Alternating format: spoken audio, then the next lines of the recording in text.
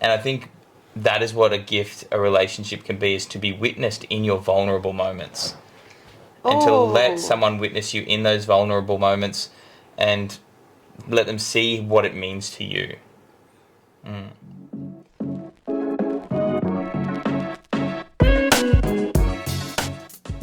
Yo, yo, yo, lovers. Welcome to Sex, Love, and Everything in Between. We're the O'Neills. You're here with Meg and Jacob.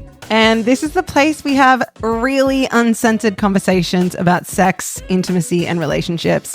We're super excited you're here. Enjoy this episode. It's 100th episode. It's 100th episode. Bum, bum, bum, bum, bum. Bum, bum, bum, bum, bum. What do you love about me? Name 100 things. Podcasting with you is number one. I love podcasting with you. We never fight before we film this podcast. We don't spend 3 hours processing on. I don't feel like we've done that for emotions. a while. That used to happen a lot. Yeah. For those of you that have been around since the OG podcasting days, almost 2 years ago now, we used to process a lot before podcasting.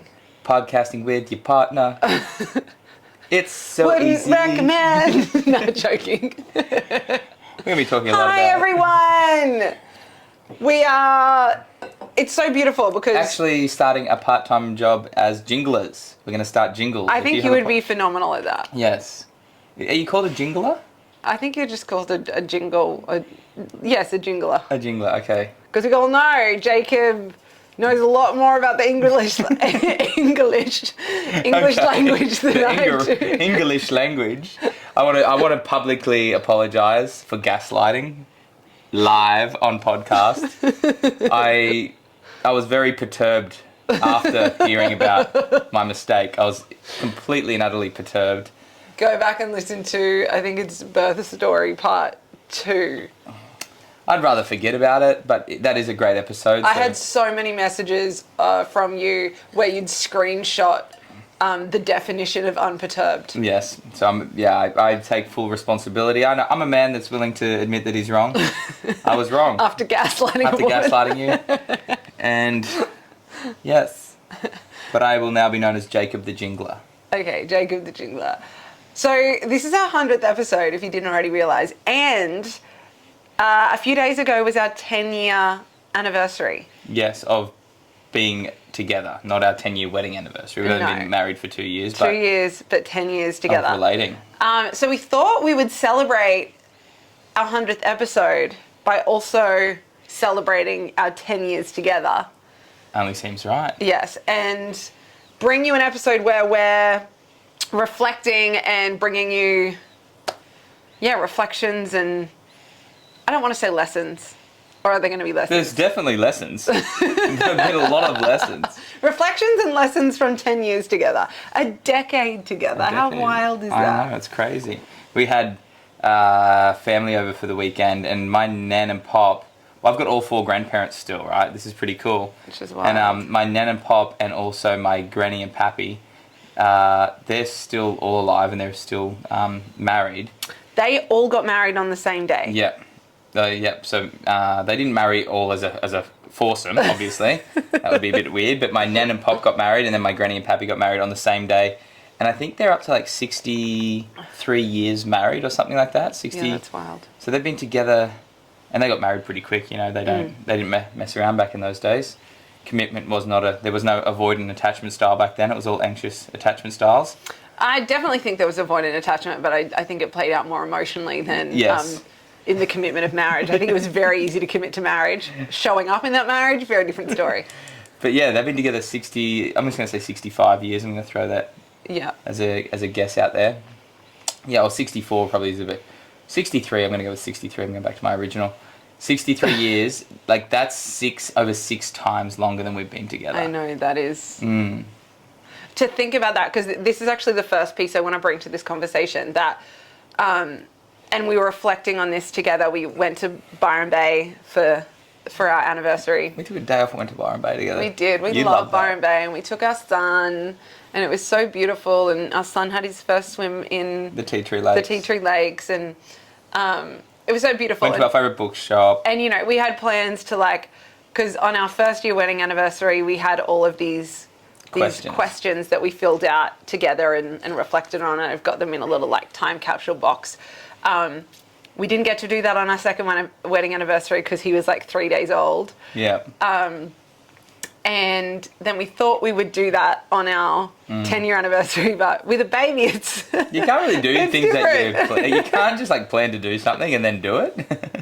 It was very easeful in terms of like we got to walk around, we got to go to all our favorite places, but actually sitting down and writing and that. So we asked each other questions though when we were at the Tea Tree Lakes and then in the car, and it was really beautiful. And we probably had like what I said to the guys. I went surfing with the guys last Friday, and I said to Pete, I said, it's amazing that I'm still learning about myself in this relationship. Like we had a really beautiful conversation, and I was like, wow, there's still parts of me that I'm discovering in this relationship that I'm bringing to the world, that I'm bringing to you, and I'm like, wow, like how cool is it that even 10 years in we're still learning, we're still growing, we're still finding parts of ourselves.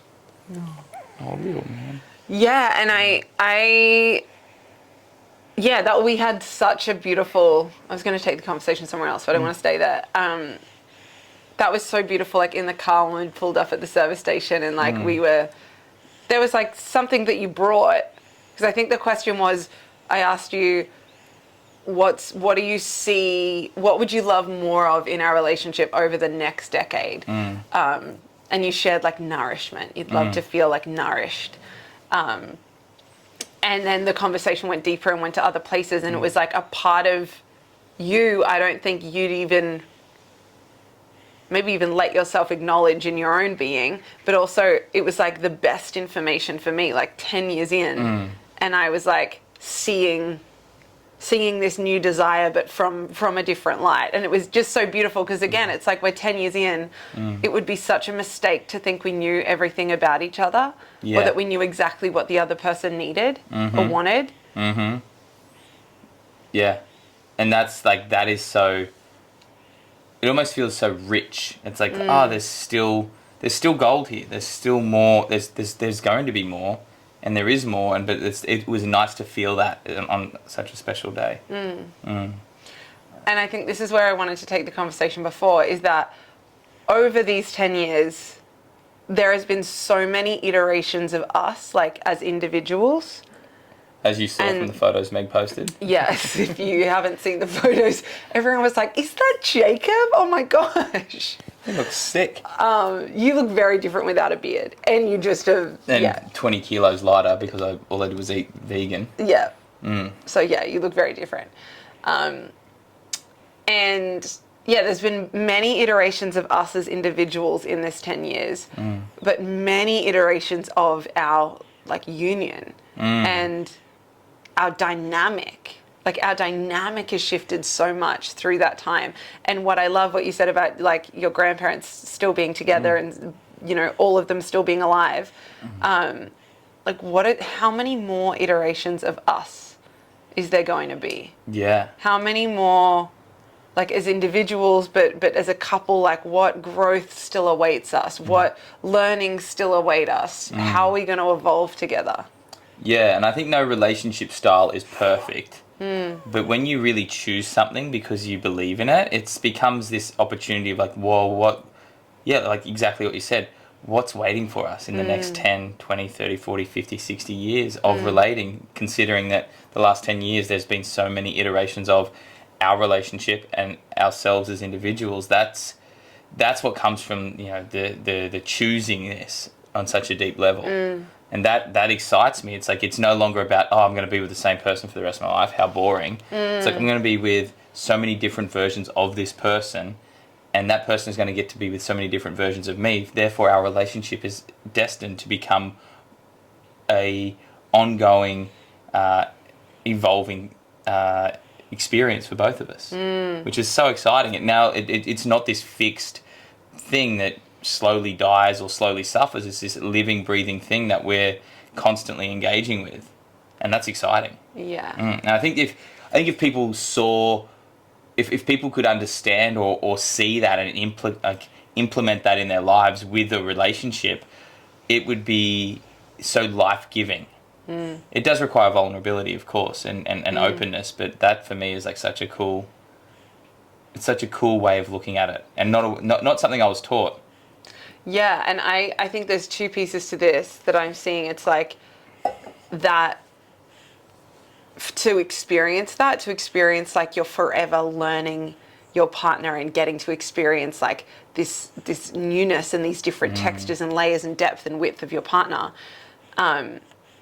There's two things there. One, as individuals, you have to be devoted to your own growth and your own evolution, constantly like meeting your edges and expanding. And then secondly, I think when you relate to your partner, you've got to be devoted to not holding them in who you believe they are. Does that make sense? It's like you can't hold them in the energetic of, I know you. Yeah. Or you're always this kind of guy, especially in things that, patterns that your partner might be wanting to expand past and evolve through. You've got to release the grip of like holding them in who you think they are. Yeah. And that's the only way that you can experience different versions of your partner. You have to allow them to grow. You have to allow yourself to perceive them and witness them and experience them in a different way. And I think that's been, that's been like our experience time and time and time and time again. Like when I think of the man I met at Ray Organics, when we met like over a decade ago now, like there's still so many parts of you then that were very present, like now, like so many parts of you that are just like your core, like your kindness, your open-heartedness, your ability to just speak to anyone and just like, you know, be yourself and all these different things. But also at the same time, you are a completely different human in the world. Massively. You carry yourself so differently. You inject yourself into a space so differently. You are felt so differently. The way you make moves in the world is so fucking different. Like, yeah, you were just honestly a completely different human, and that's been so beautiful to witness. But also, I just think there's that like. Yeah, that allowing our partner to be that and to change is a process. My feeling is that what I believe about you has a very, very can either have a really positive or negative effect on what you believe about yourself. We're very if you're in an intimate relationship with another person, of course, how you feel about them or what you believe about them is going to influence them. So. The way that you're saying all of those things, which is like, the way, if I was to sum it up, is like, you really accepted me for who I was, and then you were able to see who I was becoming. And that is a beautiful skill to have in a relationship, because it means like, hey, I love you, and I'm excited to go on this journey with you, and I'm not going to hide my excitement for who you're becoming. And if you bring something to me that you want to explore, I'm going to support you. And also trust that, whatever happens, whether it's the most amazing result or it's a complete flop, you're still going to be you. And I think that's what's allowed this maturation of both of us over the past 10 years, is that even though I might not have known it on a deep level or consciously understood it, is that there was a level of acceptance and a level of excitement for what's to come. And I think that's such a beautiful blend for anyone that wants to deepen in relationship, which I didn't know I wanted until I realized the blessing that comes with it. I think I was very much. I think one of my things that this relationship has given me is like possibility. Before I thought I could only fit one way of living, and then it feels like having this, like being able to sit here on our couch podcast with you on a Monday after being for a surf, and we're about to go and hang out, and I'm about to roll jets. It's like I didn't know that this life could exist. So I think there's a level of like when you start to move in this way, like possibility, and you become excited for what's to come, rather than it's just another day with the same woman, the same the same day. It's not like that anymore. And same with like the bubbly, bright-eyed, big glasses and you know, enthusiastic, sweet potato eating, coconut milk drinking woman that you were. Like you are. There's still so much of who you were in that moment that's here right now. But there's now a depth and a complexity to you that is so much more than I could have ever imagined in a woman. You like that? I really love that. Yeah. Yeah. And I feel like I can be with the depth and complexity of you because of our relationship and how we support each other. And finished. That's it. 10 years, 100 episodes. I think there's like a paradox. Let's go there. What I've noticed in our relationship over the last 10 years is, I love that you just said that, like the depth of and complexity of like us as individuals has deepened, and our relationship has gotten, I don't know if it's more complex, but like deeper and wider, and maybe you'd say more complex because it's like we're bringing different parts of ourselves.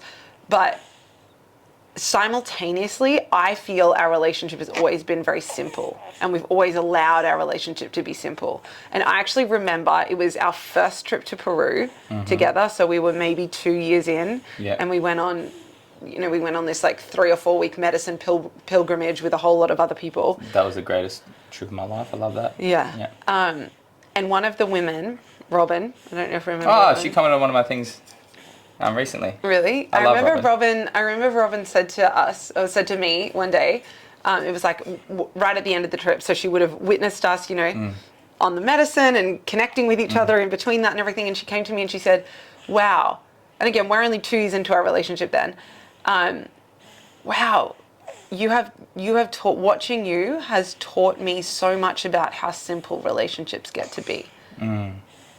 Like, and how easy your relationship looks. And I don't think it was easy. I'm really obsessed with the word easeful at the moment. Yeah, there's apart a from difference. easy. Yeah. So it's like, but she was just reflecting back this thing around like, wow, you're actually teaching me that doesn't have to be so hard. And I think with our relationship, I think this is I really love Chelsea Jo Huntsman and Oren really talk about like this blueprint your relationship has. And I think if we look at like the unique expression of our partnership, we have a blueprint for ease. There's a part of our blueprint is simplicity and ease, and I think this is a big part of what we're here to teach or reflect through our relationship, is that it can be deep, you can hold so much of each other, you can traverse, darkness, and you can traverse the complexities of life, and your relationship and your union is there to make those things feel more easeful. Like, you have always, from the very beginning, made my life feel easier. There's never been, maybe I don't know if you can feel the same way.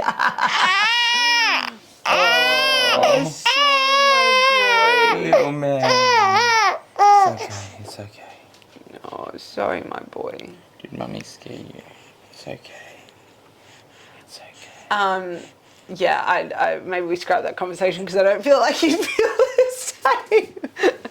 But for me, it's that our relationship has never felt like a heavy thing that is making life harder. Yeah, it's not. Yeah, I feel that our relationship has always given us an opportunity for like for me, I would say like easier. Yeah, I haven't felt like our relationship hasn't. How do I say this without sounding like silly? I'm hard work? Yeah, my relationship. Like, I haven't been able to come and hide in my relationship from life.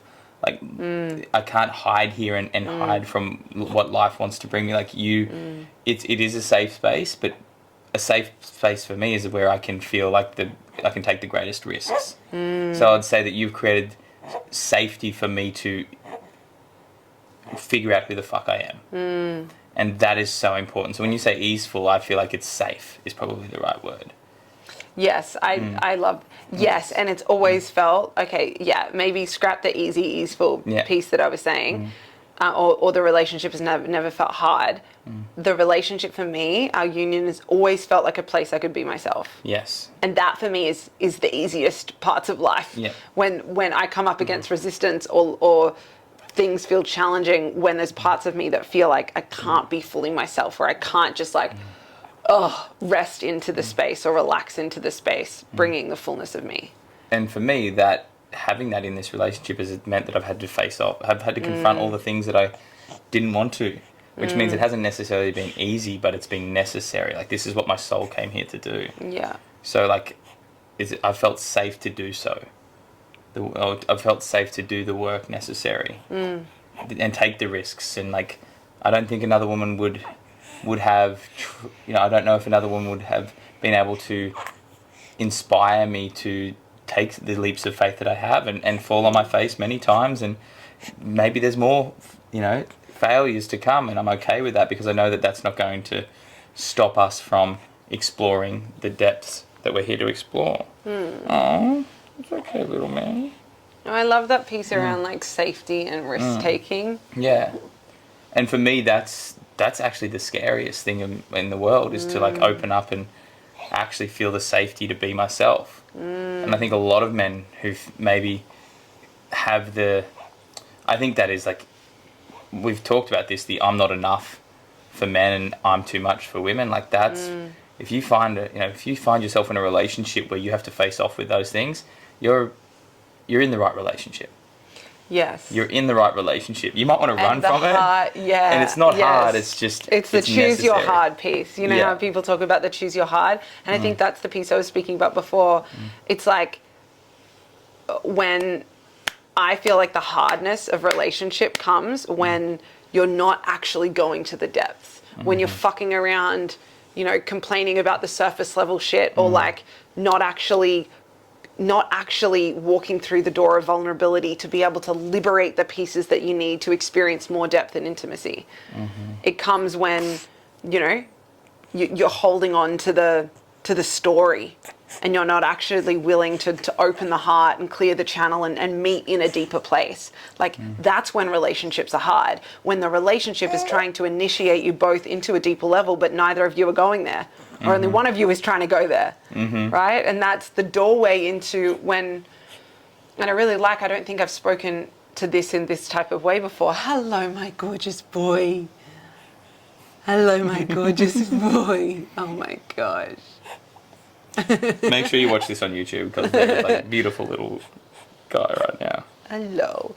I don't think I've ever spoken about this in this way before, or thought about it in this way before, but when I said before there's been many iterations of us, really I think that means we have met many initiations and said yes to them as a couple. Like, and we've said, even 6 months into our relationship, where I wasn't sure if this was true or right, or I didn't actually think you wanted to go where I wanted to go. We walked through, I had that conversation. You met the discomfort of being with that. You chose to recommit and redevote yourselves, and we met a deeper level of our relationship because of that. And that's happened, time and time and time again. Yeah, your relationship is going to give you opportunities to like meet at a crossroads of like, hey, do I still want to do this? Yeah. Or the other thing is like, hey, you're ready for an initiation, and right now I'm not really needing to be initiated, but can I be with you? Can I be your support? Just like at Vision Quest, like you come and support for the 4 days that I'm questing. Like, we get to be that for each other. I remember when you signed up with Shay, and I remember that being such a huge initiation for you, and something that like I could tell that it was exactly what you needed to do, and it didn't make sense to me at all from a financial perspective. However, it made sense of like, well, we're either going this way or this way. This way is contraction, this way is expansion. We're kind of committed to expansion if we're going to deepen. So, hey, and I remember that so vividly, because I had to sort of like take myself away and be like, yeah, no, I trust her. And even if we don't get the desired outcome, we're going to get an outcome that gives us information to then make the next decision. And I love that you just brought the piece around you trust me, and you trusted me in that moment. I think that's been one of our greatest gifts as a couple is, and I've had to learn, like this has been one of my most improved moments in our relationship. You get the most improved trophy, yeah. Yes. What's it called? Most improved player, or like yeah, like I used to try and control you, and it felt uncomfortable to my nervous system. It felt unsafe when I didn't understand something you were doing, and I preferred, instead of practicing trusting you, I preferred to tell you not to do that and to do it my way. And that was probably the first half of our relationship. And I don't think it was as obvious because you weren't taking as big of risks and doing the weird, strange, crazy shit that you do a lot of in our relationship now, and just as a man now. But there was definitely an element of me not wanting to trust you, and trusting you has become like an active practice. And I think it is. Trusting in partnership becomes an active practice, especially if you're someone that has trust issues or has been hurt before, or as a woman maybe has a tendency to want to control your man and you know, so that you feel comfortable. Trust is such an active practice. It is. And to be like, oh, you want to go do that thing? Even when you did the first vision quest, it was like, you want to go sit on a mountain without drinking food, without drinking water or eating food, and no one's near you for 3 or 4 days. Like, I did not really understand that. And that felt a little scary to me. And yet I trusted that you were being called to that place. And financial decisions we've made, like, you know, a lot of the time, a lot of financial decisions we've made in the expansion and growth space have not made fucking sense. No. But we've trusted each other to go, you're being called to that thing. You feel like this is fucking true for you. Do it. I'll back you. And those been moments where that, like, those, like, there's all of these micro initiatory moments, these macro initiatory moments, and every time I really feel we've asked, like, what's the truth here? And I think that's the thing that you're talking about with beliefs. Like, I believe you are this versus I believe in you. Oh, little man.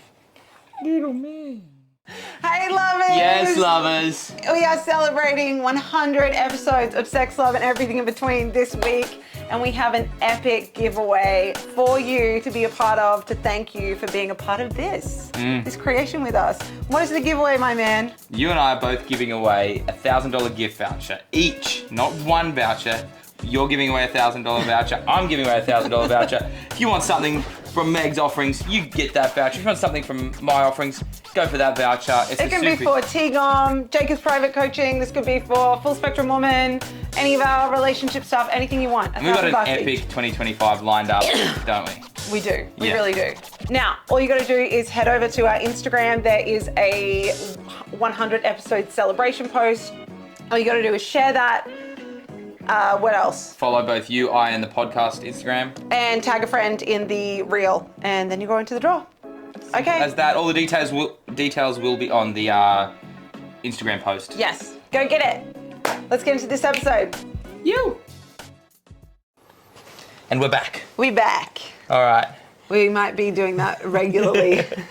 Pausing, coming back. Yes. Little boy's on the boob. Yeah, he's happy again. We were talking about trust and a few things, and I just wanted to, like, talk about, like, one of the moments I remember you, like, supporting me and being excited for me in a moment of expansion. And it was when I bought the jacket and the jeans in Brisbane. And it was like, loved that moment. Yeah. Okay, go on, because this is a really beautiful story. And I remember I think we went and we were looking at clothes and shopping for you, and I'd kind of always loved clothes, and I kind of, for the years before, I'd kind of just let myself be an op shopper, and I told myself that I don't like new things, and I'm just, you know, I'm a real thrifty person, and I care about the environment, all these things. And deep down, I love new clothes. I love really, really nice, high quality things. We went into Nudie jeans, which is like a really beautiful brand, and I think I tried on jeans first. No, did I? Or did I just try on a shirt? Was it the jacket first? No, or the jacket came? I think it was the shirt. Remember there was a green shirt that I tried on? Yes, I remember that shirt. Yeah. And then you were like, well, you need jeans to try on with it. So then I put on black jeans, and then I think you passed in the jacket. I think I passed in the jacket. Yeah. And I like literally put it on, and I was like in the change room, I was like, I felt so much embarrassment. And I didn't want to show you. You're like, come out and show me. Come out and show me. I'm like, I don't want to. Don't look me in the eyes. Don't even acknowledge me. And I think it was like I think there was probably a part of me that felt selfish for wanting these things for myself. And I felt like I was being too indulgent, or I was being too... It wasn't a very sensible thing to be entertaining, purchasing these items.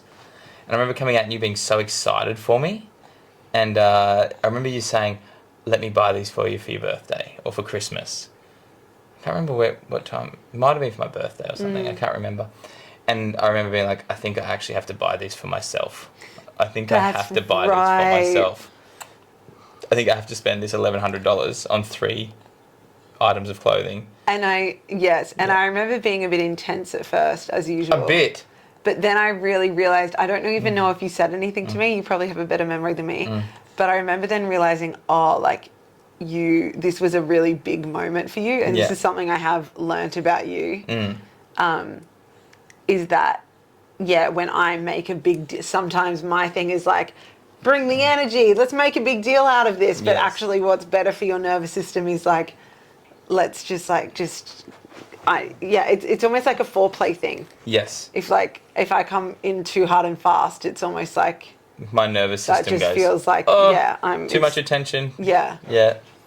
And I just remember that being a really powerful, like that was such a great weekend, and we had so many other great moments, but like that buying those clothes was such a moment of like acknowledging myself within our relationship and being witnessed acknowledging and choosing myself. And you could say that it's just clothes or it's just money, but for me it was a real moment of like, it was an act of self-love, and it was almost like you witnessing me in that was the most vulnerable thing. I think if I had have gone and bought those clothes on my own without you there, I would not have had the same experience. And I think that is what a relationship can be, is to be witnessed in your vulnerable moments. And to let someone witness you in those vulnerable moments and let them see what it means to you. Yeah, and this has just brought to me something you actually said in our wedding vows around like, I've taught you, and I feel exactly the same, I've taught you to love the parts of you that you didn't feel were lovable. Yeah. Because I've shown I haven't run and I haven't gone, I don't love you anymore, or that's not acceptable. Yeah. So it's my love. And you know how people say like, you've got to love yourself fully before someone can love you or you can love someone else. I don't believe that. No. Yes, I feel like there is a certain level of consciousness that you have to have, an awareness you have to have, not have to have, but is supportive to have to enter into a conscious relationship where you're able to, receive deeply and experience deep love. But I truly believe part of the purpose of partnership is to shine your love on the places that your partner has not been taught they're allowed to love. The places your partner has been conditioned to believe aren't lovable or they feel shame around. And this is, that witnessing part you just said, it's like, that's why being in relationship is so vulnerable, because we bring those parts and there's part of us that goes, they're going to run from this. They're not going to love me in this. They're going to think this is ugly. They're going to remind me that this is shameful. And then when our partner loves that part of us or just witnesses us without judgment, that is everything. That is so deeply healing. So deeply healing. And that's what like we said, like that's what creates a new new version of relationship. That creates a new version of you and a new version of me. Like it's self it's almost like self-generating. It's self-sustaining when you continually give yourself permission to experience these moments. Oh, hey, Yahango. Hey, little bud. Come. Yeah. Has there been any of those moments for you? Well, many. Oh my God. Yeah. There's been, yeah. So many. Yeah. But I was just actually thinking about when I wanted to buy the rug.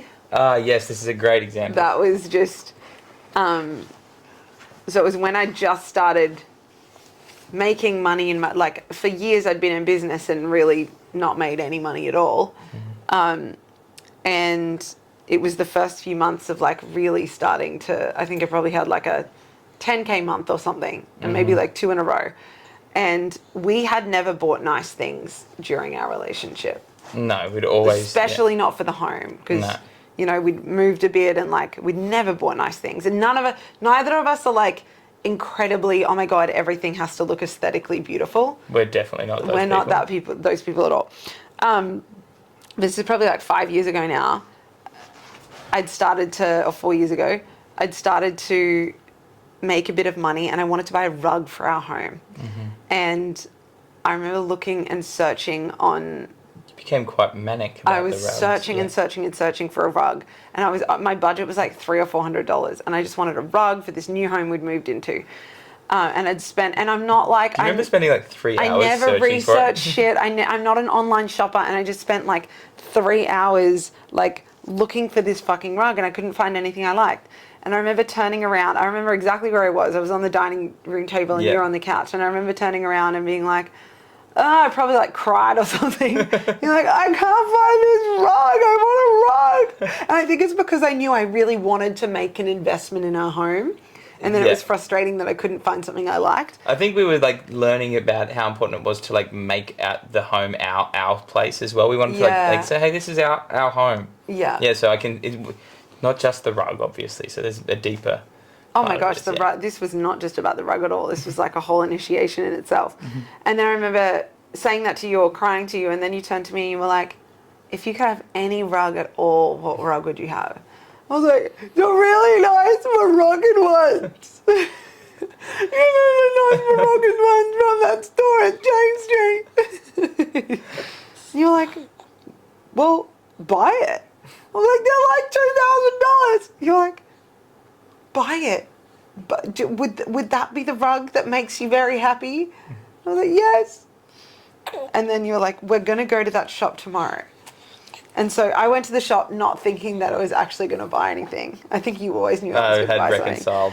And we're looking at all these rugs, and I found the rug immediately that I liked. And then I was like, I think I was looking at you a bit maybe asking for permission. You weren't giving me permission. No. You were just you want this rug. It wasn't I need your permission. You were reminding me that I wanted this and I get to make the choice and it's safe for me to make that choice. And so I bought the $2,000 rug, and it was $2,500. Was it? Yes. I love that you remember exactly. And we're actually, my feet are on this rug right now, and this rug represented so much more than just this. This was, this. I don't even fucking know what this rug represented. I would say that especially in the entrepreneurial space and in the if we put ourselves in the personal development industry, there can sometimes feel like it's a bit of a fluke. I've done the 10K month, or I've had a good run, but this will end. This is all going to end eventually, and there can be a fear of that. And I feel like this purchase of the rug was you saying, hey, I'm invested in this. I'm invested in my success. I'm invested in my ability to add value to the world and therefore receive value that can then be reflected in what I purchase. And I don't want to be a $400 rug girl. I want to be a Moroccan rug from the shop in James Street, and that's who I am. And once again, I think there was an acceptance of, I accepted you for who you were, and I could see that this was who you were becoming. And if I had said, just get the $400 one, come on, you're making a bit of money, yep, that's good, but we still want to be, on the safe side. I don't think we'll ever be remembered as people who were smart or made logical decisions with money. And I'm okay with that. And I think we can mature and become more refined and discerning and more mature in our money management? Yes. But I guarantee you there is going to be continually throughout our lives opportunities for us to do things that don't make sense with our money because we believe in something greater than certainty, financial certainty. And I'm okay with that. I'm okay with kind that of, well, once again, I've become aware of the value of that kind of perspective because of the life that we've continually created over and over again. Yes. And the love and the experiences that we've had. I think a big part of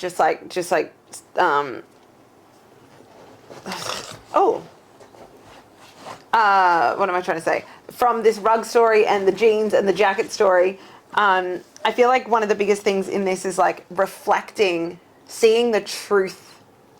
And this is something that we've gotten really good at, is like seeing where both of us are being invited to go. Yes. And instead of feeding into the other person's doubt, like let's say the rug thing, instead of you being like, oh, is it a good purchase? Are you sure you want to do that? Are you sure you shouldn't put money somewhere else? Like, you just saw what I actually fucking wanted in that moment, and you reminded me it was safe to make that purchase. Yes. I saw that this was going to be initiatory for you to buy the fucking jeans, buy the fucking jacket, spend that money. Like, I could see the man that you were going to be on the other side of that. And I reflected that back to you. And I think we've done that again and again and again. Again, with like Vision Quest, like certain things we've each individually wanted to do in our relationship or as a couple, we're devoted to not really feeding the doubt or adding to, like, of course, both of us have doubt all the time about things we are doing in business, things we're doing in life, decisions we're going to make. But I think what has been so powerful and who we are for each other is that we don't add to the other person's internal doubt. We do our best to see like what the truth is underneath that and remind, like, bring each other home to that. Yeah. And I think that what I really want to honour in us as individuals is we don't allow our discomfort to tarnish, or we don't. I feel that we're very good at, and there's been moments where we haven't been good at it, but where we don't let our own insecurities influence your rite of passage. Amen. Amen. And I think that's where the birth, the birth experience that you had, I think it was a culmination of all of these experiences that we'd continually been on either the giving or receiving end of. Yeah. Yeah.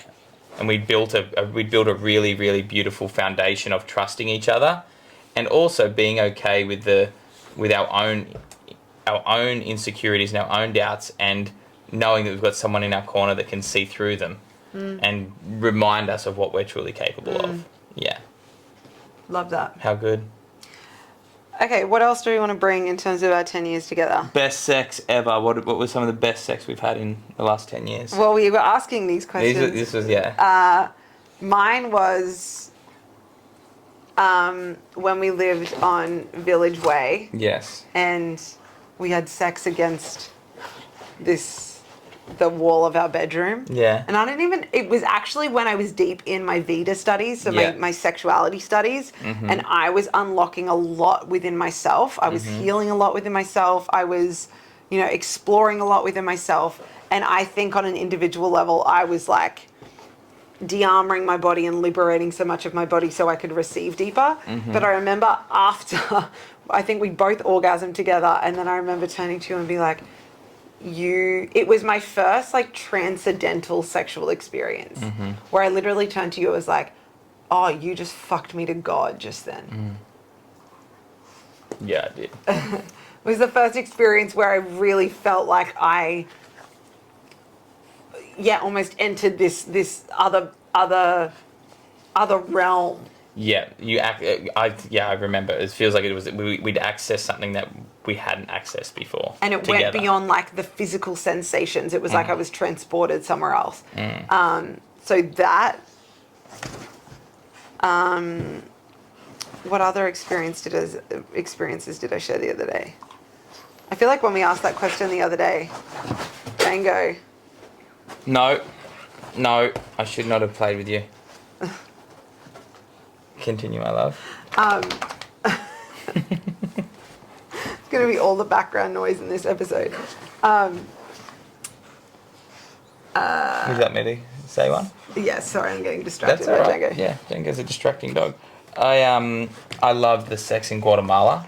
Yes. Which was... What was that? Which was because I'd booked, it was around your birthday, and we'd... Oh, I was just going to say it was the first time we tried anal. Oh, it was the first time we tried... Yes, that. But we'd also...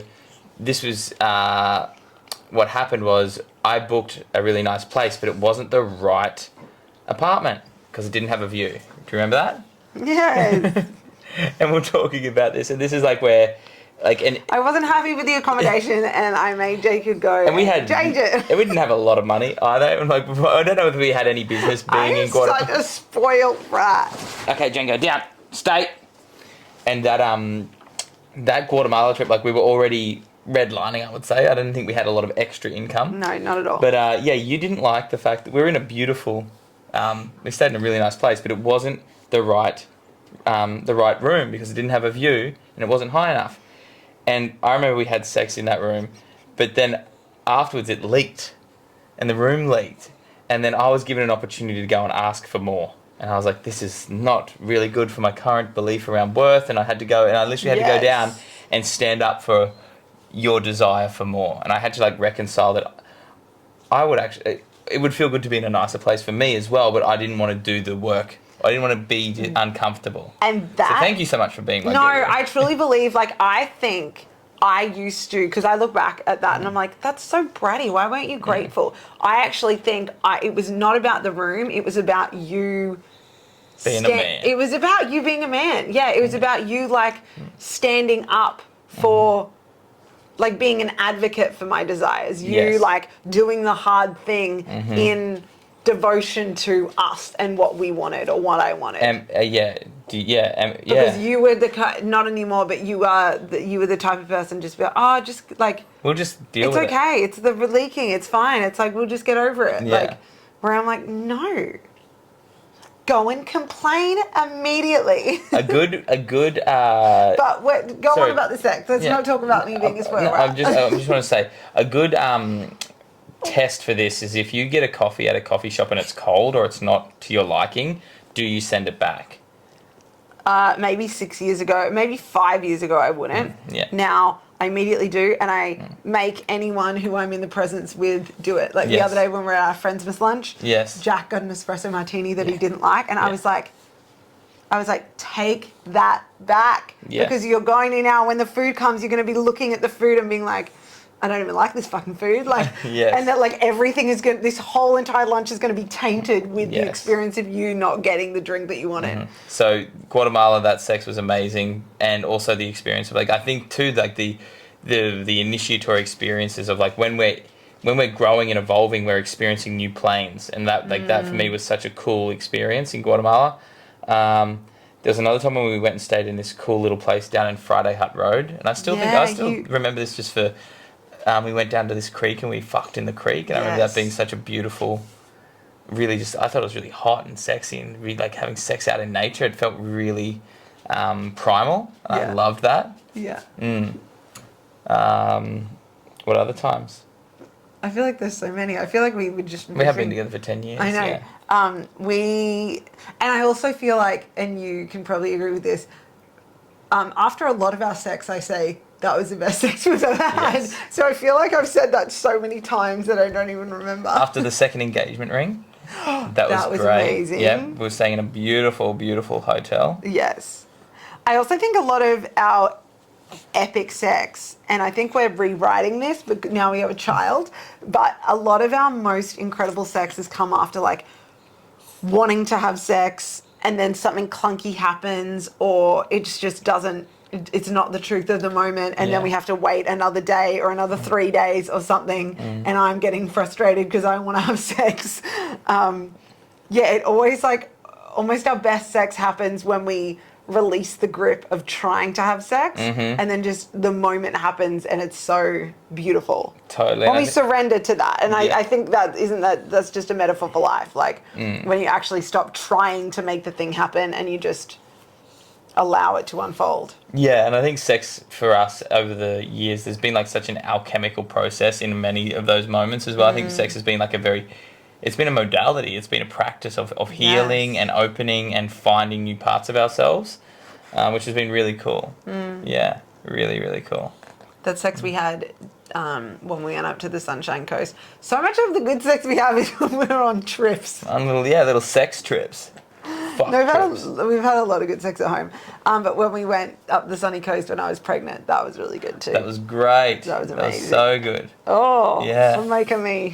Making you horny.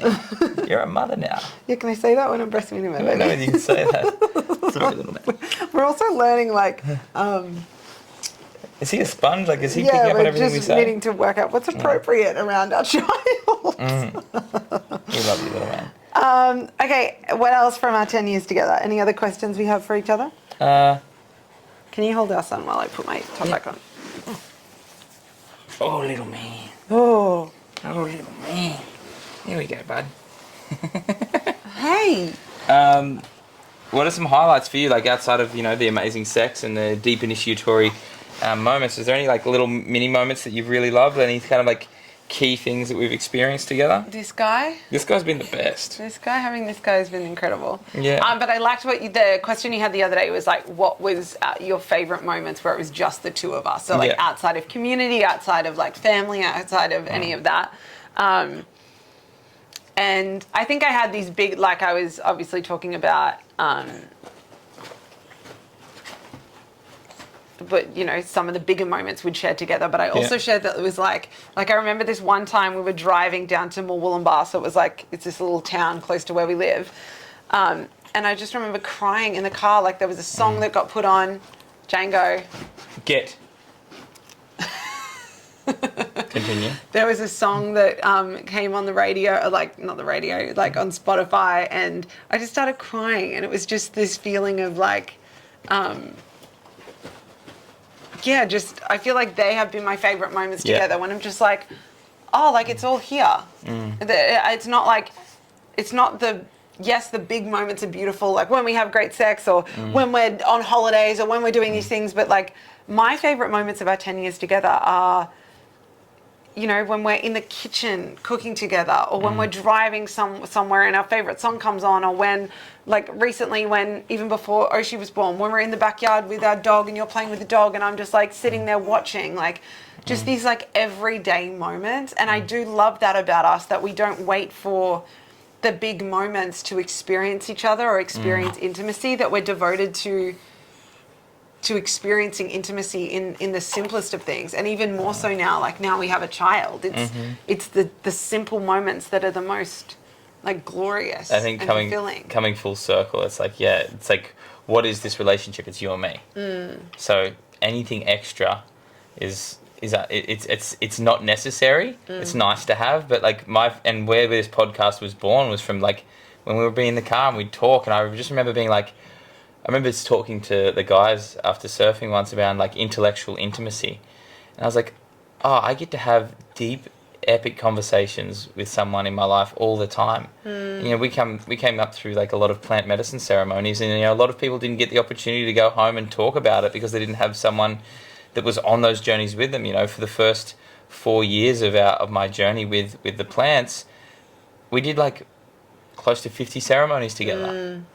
Like that's a lot of ceremony to do together, and like after that we then got to like be with each other and enjoy the simple moments. And I think the foundation of our relationship is simple in between moments where we are aware that this is what's happening right now is the magic. What's happening right now is the magic. What a magic. The veggie garden, the walks, walks down to the creek, the breakfasts at Dooley Court, or the playing music at Village Way, or there's so many things that have happened. I feel like each house that we've lived in has had a different theme, and there's been just like the piece that I keep coming back to is like there's such a willingness from both of our hearts to stay open and to stay committed. And I think that's like where I really feel like this podcast is like arriving, is this like concept of devotion. I know. This final piece. The devotion is... Because there's many times where I could have chosen comfort, and many times where you could have chosen to maybe let me be my story and not see that I was actually wanting more. I just didn't know how to do that. My story was stronger than the desire. Yeah, we're speaking about that before we started this episode. I think, like, if there's one theme or, like, theme, do you want to call it that? Yeah. That over our 10 years, it is devotion. And I saw this beautiful reel lately, and it was like this just a video of like an older couple, an elderly couple, and the thing was, every time I see an elderly couple, I think, how many times have they had to forgive each other? How many times have they chosen to forgive each other? And you know, I think that, and forgiveness for me is like the little things of, forgiveness is like not holding someone in resentment. So it could be you triggered me then, or that thing you did didn't feel like you were thinking of me. It doesn't have to be like these big things of infidelity or, you know, it doesn't have to be these big things that we only think of when we think of forgiveness in relationship. But it's true, I think we've been devoted to, like, clearing the channel, as we put it. We've been devoted to not holding the other person, like, at ransom. Does that make sense? For, would you say, like, in contempt? In contempt, not holding the other person in contempt, not saying, oh, that's okay, but actually, like, holding onto that thing and letting that build and build and build. Like, we have genuinely been devoted to, like, keeping our relationship clear and clean so that we can feel each other's hearts. Yeah. And I think that is, like, the thing that served us the most. We've been, I don't know if this is on properly. We've been devoted to keeping the channel clear. If you don't know what that means, go and watch our Conflict to Deeper Connection workshop. And yeah, devoted to continually, like, meeting each other again and again and again. And the key thing here, I think it can be easily lost with devotion, is that you feel like you may be outgrowing each other, or maybe someone's moving faster and you're moving slower. And I think it takes a lot of, like, self-inquiry to be like, am I willing to stay? Do I have the staying power for this?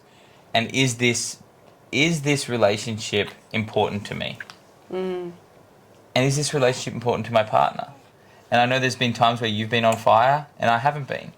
And you've been so gentle yet loving and direct with me when I've needed that support. And similarly, I know I've done that for you, where you may have been wobbling and I might have been so sure of my path that what you've needed is compassion, not for me to be like, well, we're growing apart, so this, let's close this chapter. And I think that's these crossroads of all, these times where I would rather slow down than quit on us. I would rather stop and take a look at what's really going on than use that as an excuse to get out. And that's what devotion is for me. It's like, I can see the value, I can see beyond the story, and I know that there's value here. And there's a really cool book that I haven't read, but I love the title of it. It's called Choose Her Every Day. And I think that, we've spoken about this around, like, there's no such thing as the one, but you're the one I choose. And that's ongoing. You're the one I choose every day. You're the one I choose every month, every year, every decade. And then I get to reflect on all of the different yous that I've chosen and all the different me's that I've gotten to become because I've chosen you. That's really And I think a lot of people out there probably really want to get to know all these different versions of themselves, but to do that you have to be willing to stay devoted to a path of relating with someone that time can only give you that experience. Time together, the reps. And that's my TED Talk. I really love, sorry, I'm getting quite distracted. I really love what you just said there, and I feel like I had something to say, but it's gone. Did he suck it out of you? Yeah, he sucked it out of me. All of the life force. It's hard to concentrate with you here. I'm feeling we're sort of getting towards the wrapping up. Is there anything else that you want to share? I think that's what I was going to say. I feel like what I sometimes see in our culture is you better be this for me, or there's like a back door open in the relationship. So it's like, you better be this for me, or I'm heading out there. Yeah. Like ultimatum style kind of thing. And I feel like, again, something that's served us and we've been really devoted to is choosing the relationship and choosing each other.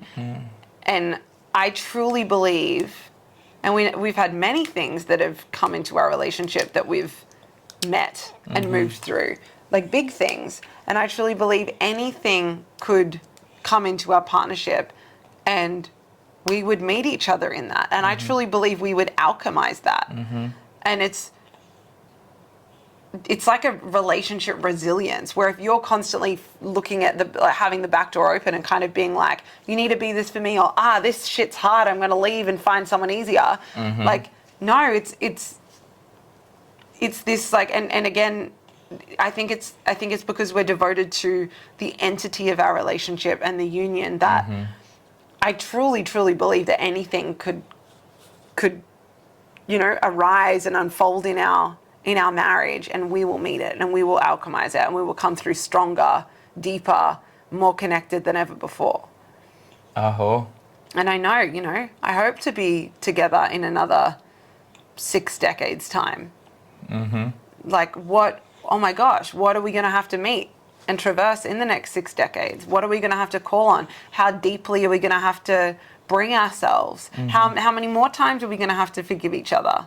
How many more times are we going to have to do the hard thing or have the hard conversation or meet the gritty moments?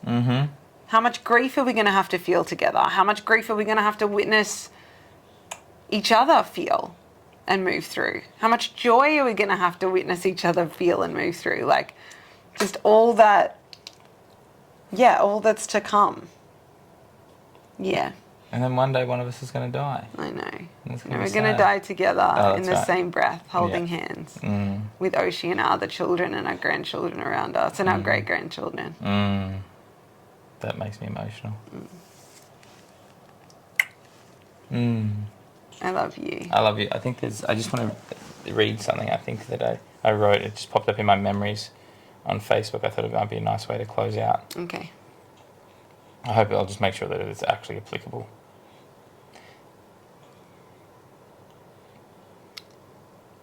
And thank you for being with the chaos of this episode with Django, with our baby boy. This feels nice. It's a little bit, it's from 2020, so it's from like 4 years ago, so it's a little bit polarity vibes, but I just think okay, go for it. It's a post I wrote. I'll probably reshare it. It's open her heart with your presence, call him home with your love. Relationships are an opportunity to give our greatest gift and receive another's. When life feels pointless and I am stuck in a state of fuck everyone and everything, she calls me home with her love. It is the gentle stroke up and down my spine that calls me home.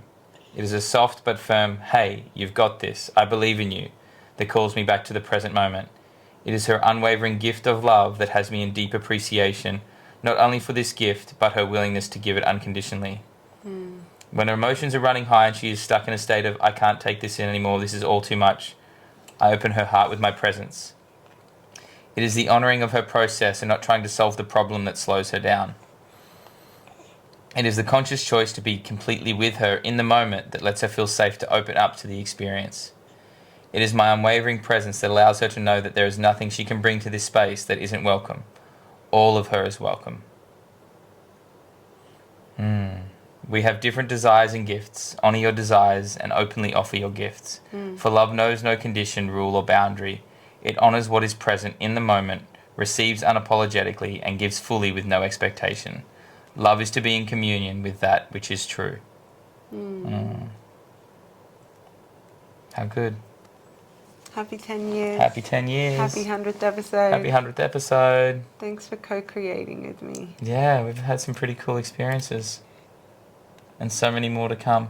Yeah.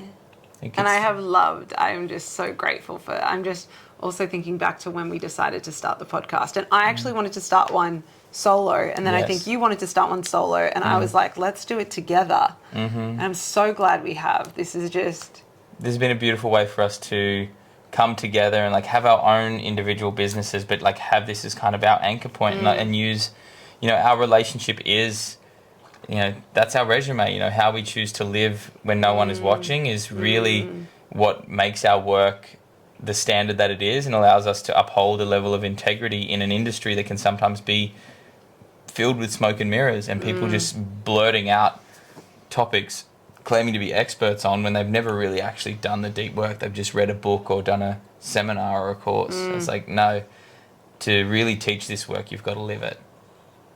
To really be in this work, you've got to live it. So yeah, I love it. I love you. I love our son. I love our dog. I love our life.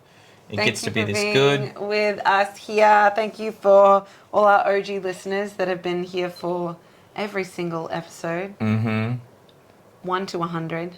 We love ya. Here's to hundreds more. Can't wait for episode 1000. And yeah, don't know what I was going to say. Don't forget about the... That's what I was going to say. Yeah, the giveaway. So head on over to Instagram, check out that celebration reel. I'm not going to go through all the what you need to do to enter, but all of that information... It's limited time only. I don't know what date until, but... It'll be all there on the post. Go get it. Go get it. Bye. Bless up and big love, beautiful people.